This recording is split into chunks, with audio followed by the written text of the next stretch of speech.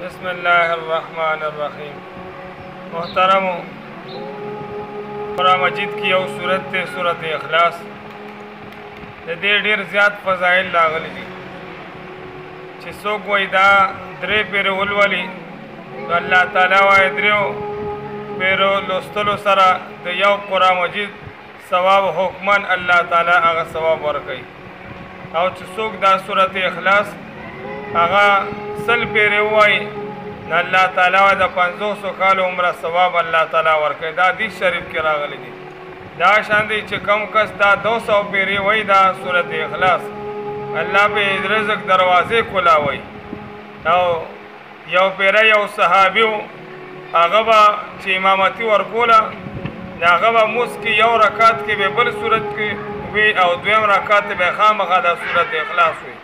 نبی علیہ السلام ته قوم راغلل وی نبی علیہ السلام د خامخا به مونځ کې دا صورت اخلاص وي. نبی علیہ السلام د صحابي راوختلو ورته وی دا ته ولې دا طریقه کې وی د الله پیغمبره انی احبها زه دې صورت سره ډېره زیاته مینه کوم زما دا ډېر خوښ دی.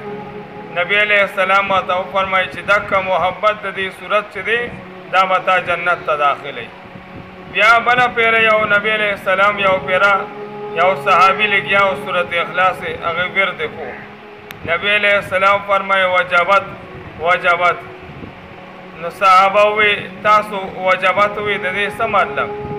نبی علیہ السلام فرمایل چې ما وی چې وجبت یې د دې لپاره جنت واجب شو چې دې صورت اخلاص تلاوت کوي دا لولي او د دې ورد کوي.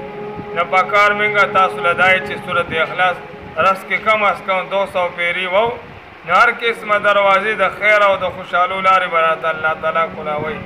هر قسمه بن کارونه برات الله تعالی رواني.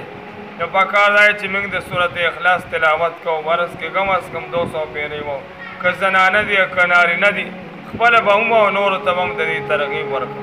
الله تعالی موږ نه په دې باندې رضا شي برحمتک.